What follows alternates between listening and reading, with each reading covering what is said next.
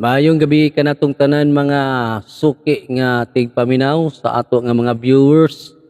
Daghan kayong salamat sa inyong pagsunod sa ato nga programa. Niining adlaw lahi na usab ang mensahe nga ato nga madunggan nga maghatag kanato og kadasig inspirasyon sa ato nga kinabuhi samtang kita nagapaabot sa ato nga Dios. Niining adlaw magahisgot na usab kita og lahi na usab nga ilustrasyon nga gihatag sa Dios mahitungod sa usa ka butang langit nun nga kita adunay paghigugma sa atong isig ka tawo. Nagaingon diri sa ato nga pagsugod sa ato nga mensahe, kinsa ang tinuod nga silingan? Kinsa ang imong silingan? Ang tapad ba nga balay, ang kauban sa inyong trabaho, o ang kaparehas nimo og relihiyon? Kini nga mga pangutana higala tubagon kini ni Hesus niini nga istorya. Ang background niini nga sugilanon, ang usa ka lawyer nangutana ngadto kang Hesus. Unsaon niya pagpanunod sa kinabuhi nga walay katapusan? Mo na iyang pangutana. Og tubagon kana ni Hesus nga nag-ingon, higugmaa ang Dios og ang imong silingan. Og ang paluap nga pangutana sa usa ka lawyer niingon siya, kinsa man diay ang akong silingan? Mao kini ang hinungdan sa istorya sa usa ka maayong Samaritanhon. Ato kining hatagan og pagtagad karon nga adlaw kung unsa ang ipasabot sa Dios ug unsa ang mga pulo nga iyang ihatag nganhi kanato.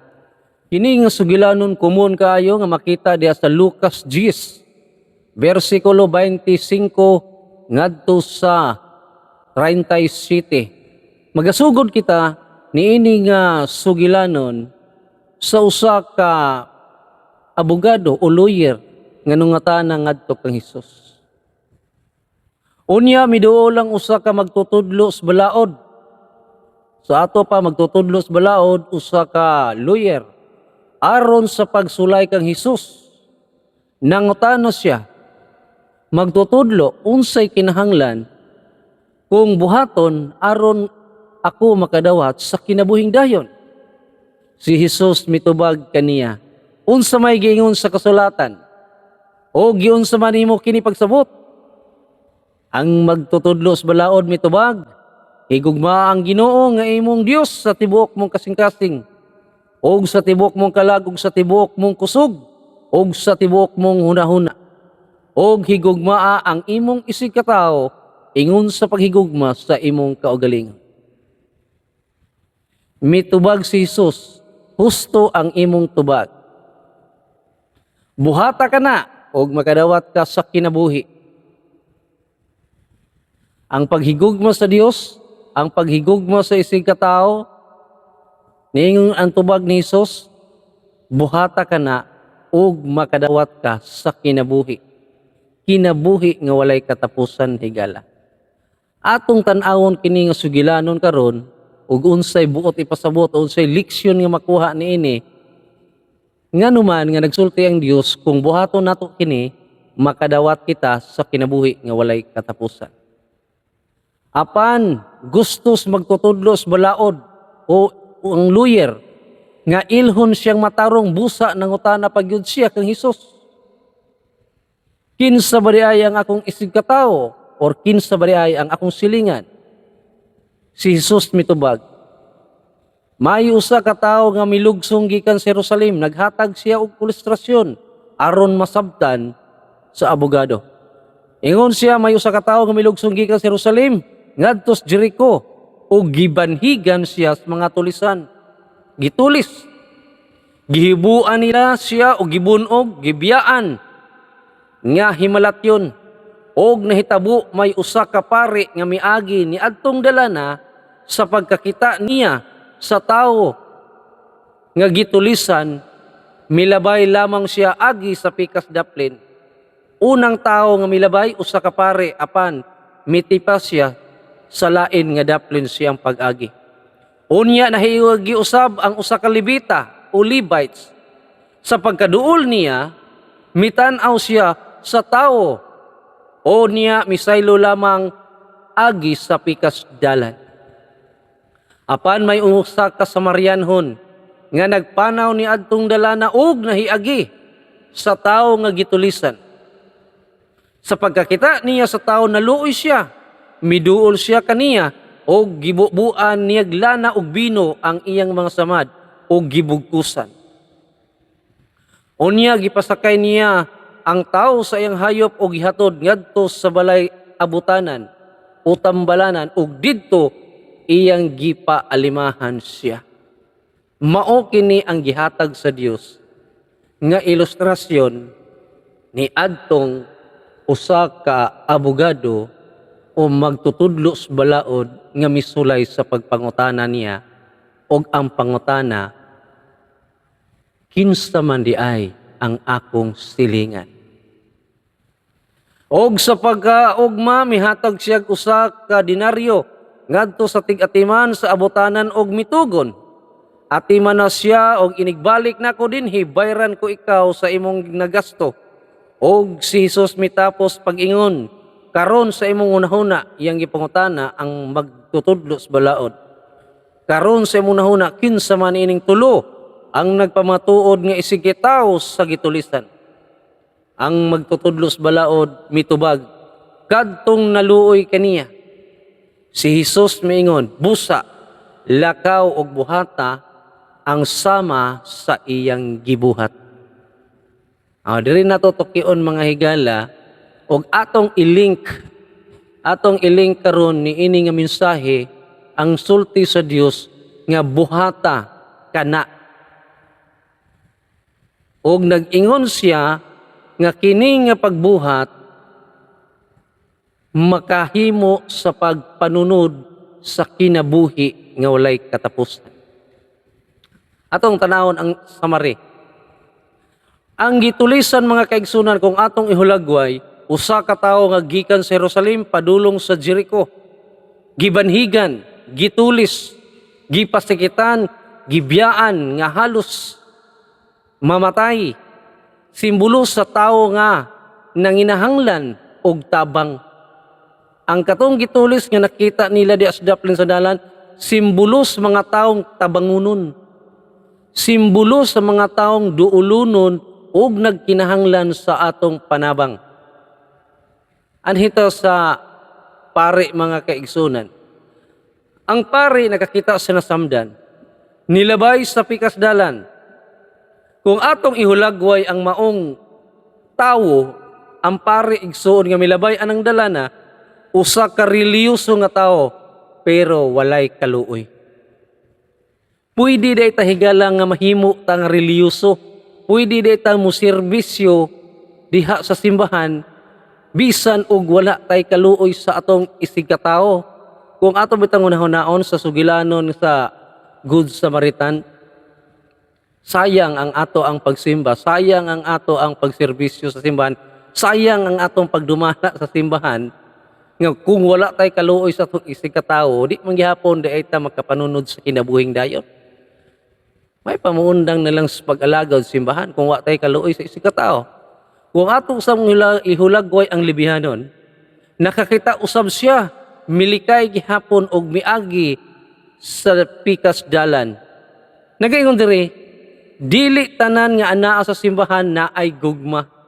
Akong buot ipasabot mga kaigsunan, kung ang tawo na link, kung ang imuhang kinabuhi na himo nga opisyalis o pangulo diha sa sulod sa iglesia o sa simbahan, dili di ay basihan nga ang atong pagserbisyo mahimo ta nga makapanunod diha sa kinabuhing dayon kun dili ta mohigugma sa atong isigkatawo o dili ta mo reach out ngadto kanila.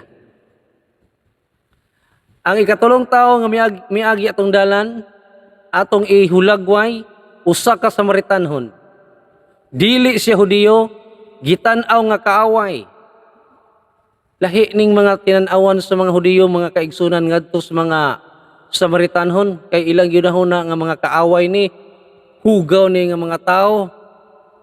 Unya lahi ni sila og kalidad nga pagkatao.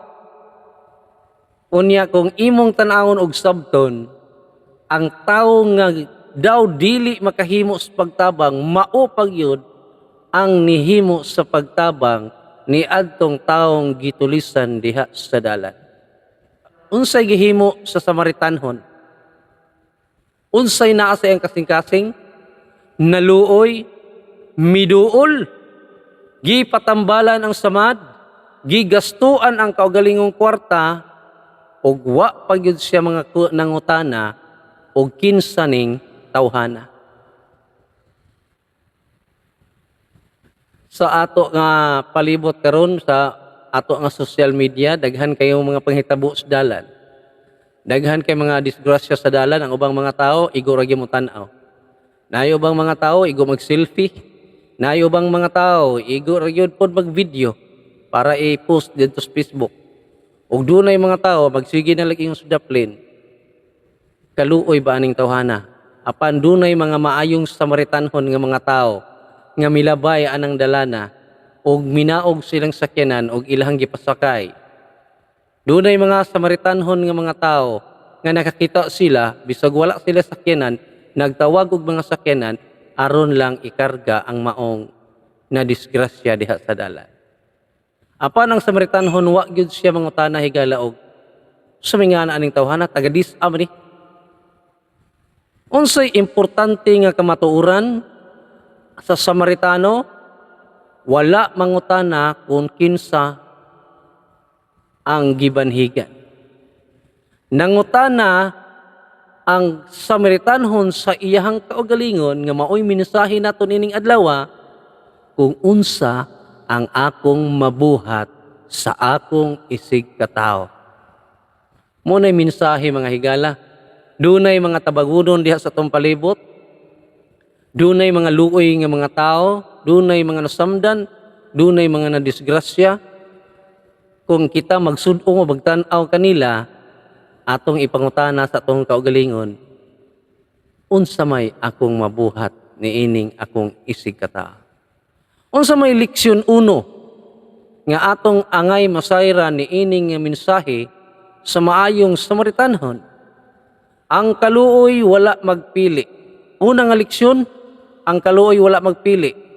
Walay pili og relihiyon, walay pili og status, walay pili og kaaway o amigo.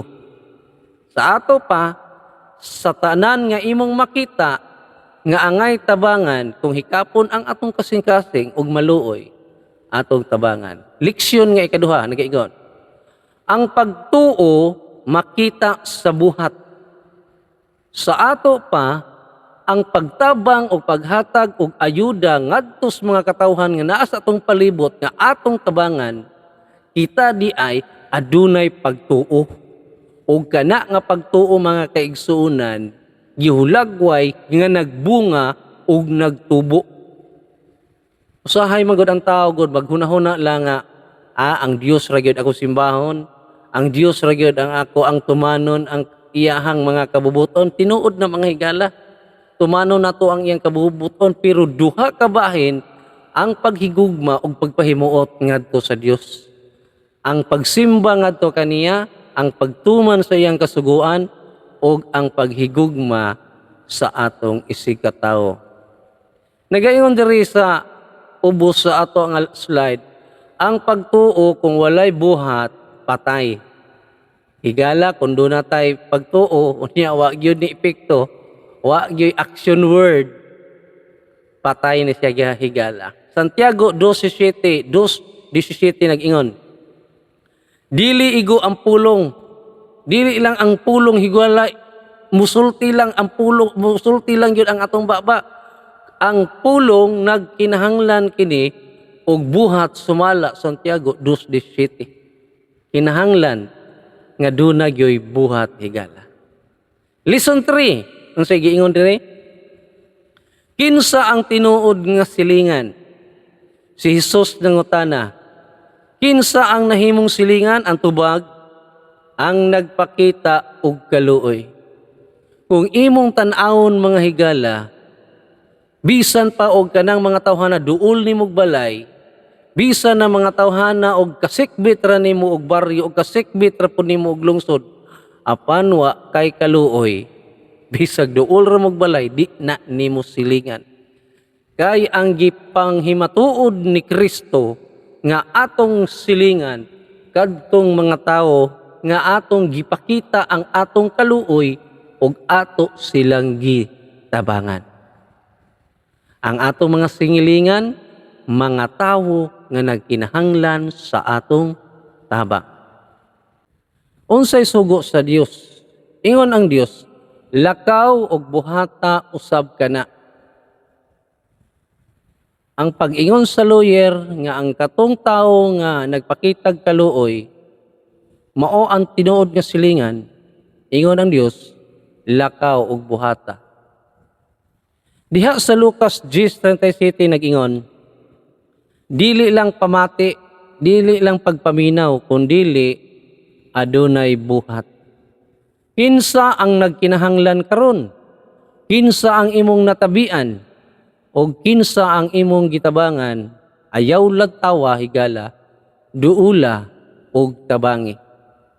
Ato dang tan-awon ang ato ang kaugaligon, atong gitawag og self-check. Ikaw ba karon unsa imong posisyon? Usa ka ba ka pare? Usa ka ba ka Levita? O good Samaritan?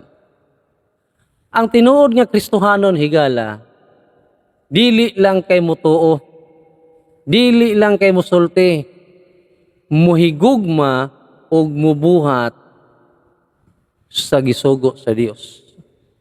Niini nga kagabhion, ang ato nga pag-ampo nag-ingon diri, Ginoo, tudloi kami, muhigugma sama kanimo.